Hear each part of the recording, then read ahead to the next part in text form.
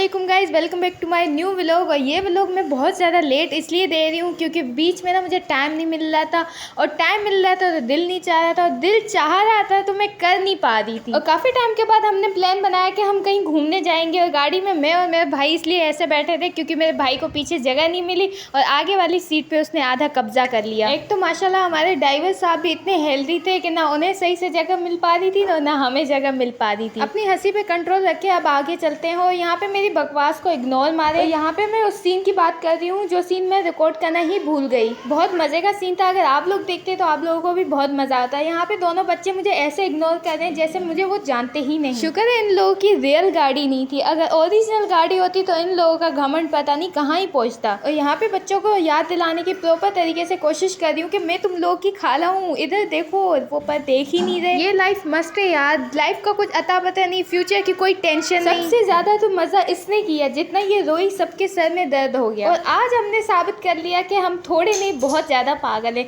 10 रुपए के पापड़ के लिए हम लोग 50 का कॉइन लेकर यहाँ पे ट्राई कर रहे थे कि ये पापड़ आ जाए, ये पापड़ आ जाए। ये मेरी कजन तो ऐसे खुश हो रही थी, ना जाने इसने क्या ही हासिल कर दिया। और मेरे भाई ऐसा उदास हो रहा था जैसे इसने पता नहीं क्या गवा दिया। सबको छोड़े, मेरी खूबसूरती देखें, जहाँ मेरा नजर आ जाए हम तो डायरेक्ट उसी के पीछे। सबसे हमारा टारगेट पॉइंट जो था ना हमारा, ये था कि हम घर से डायरेक्ट जाएंगे विंटरलैंड, पर हमारे नसीब में वो बंद था, तो इसलिए हम लोग चले गए पीएफ म्यूजियम। इससे पहले मैं अपने दोस्तों के साथ गई थी, इस दफा मैं अपनी कजन्स के साथ चली गई। मेरे साथ साथ मेरी सारी कजनों ने ये प्रूफ दे दिया कि मैं नहीं वो भी मेरे साथ पागल हैं। सब ने ये गेम ट्राई की। काफी कोशिश करने के बाद जब हम हार गए तो हमने ये सोचा कि हम इस जंग में जीत तो नहीं सकते, इससे अच्छा है हम लोग यहाँ से निकल ही जाए। ज्यादा दिमाग लगाने के बाद फिर हमें लगी भूख। मैंने अपनी कजन्स को बोला चले पेट पूजा करने। फिर हम लोग थोड़ा बैठे और हमारी मम्मा ने अपने प्यारे हाथों से स्पेशल मैकरोनी बना के दी थी कि बेटा जहाँ जाओ भूख लगे तो ये खा लेना। हम भी कह रहे थे नहीं नहीं भूख नहीं लगेगी, हम कुछ ले लेंगे।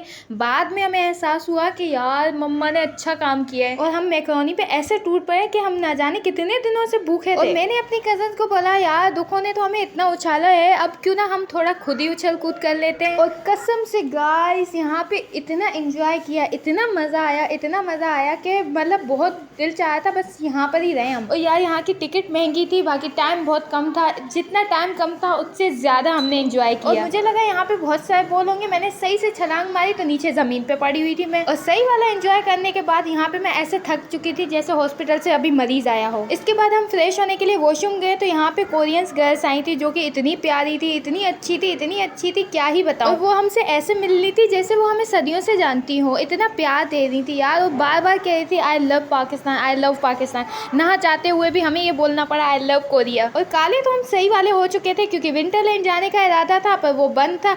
और बाद में हम लोग यहाँ पे आए तो यहाँ पे इतनी कड़क धूप थी और वो भी जल्दी आए थे। यहाँ पे शाम के टाइम में बहुत ज़्यादा मज़ा होता है, एंजॉयमेंट होती है, पर हम लोग दिन में आ गए थे तो अजीब सा भी लग रहा था। पर ये है कि हमने यहाँ पे सही टाइम गुजारा तो शाम ही हो गई। हम भी क्या ही करते, मजबूरी का नाम शुक्रिया। और काफ़ी ज़्यादा घूमने के बाद हमें यहाँ पे बहुत ज़्यादा प्यास लगी थी तो हमने ले लिया था जूस, वो भी ठंडा। और यहाँ पे लग रही हूँ ना मैं माशाल्लाह। और गाइस ये है ना बुढ़ी के बाल जो हम बचपन में बहुत शौक से खाते थे और कहते थे हमें बुढ़ी के बाल चाहिए, बुढ़ी के बाल चाहिए। और हम अब बड़े हो गए और मैंने अब आज भी लिया है ये। दुनिया इधर की उधर हो जाए पर हम नहीं सुधरने वाले, ना ही सुधरेंगे। बच्चों वाली आदतें तो हमसे जाएंगी ही नहीं। मीठा तो है ही मेरा फेवरेट और मैंने ले ली आइसक्रीम। ये बहनें होती ही ऐसी हैं, बाहर एंजॉयमेंट का नाम लेकर चलती हैं फिर अपने बच्चे हमें दे देती हैं। और यहाँ पे छोटी एलिफेंट उसके पास थी और बड़ी वाली एलिफेंट उसने मुझे दे दी। गेट से निकलने ही वाले थे तो मेरी कजन ने बोला थोड़े यहाँ पे देख लेते हैं, क्या पता शॉपिंग का अच्छा सामान मिल जाए। मुझे तो कुछ नहीं लेना था क्योंकि आप लोगों को पता है कि मैं फुल गरीब। जब तक वो अंदर सामान देख रही थी मैं यहाँ बाहर खड़ी होकर वीडियो बना रही थी, क्या करती बोर जो हो रही थी। और हम अपना भाई लेकर ही इसलिए गए थे कि वो हमारा सारा सामान उठाता फिरे। अल्लाह अल्लाह करके मेरी कजन्स का दिल भर गया और हम लोग वहाँ से निकले। फिर हम सब गाड़ी में बैठकर हम सब ने प्लान बनाया कि हमें कहाँ जाना चाहिए। फिर हमारी कजन्स ने और हमने ये प्लान बनाया कि 2 दरिया पे यार जाना चाहिए,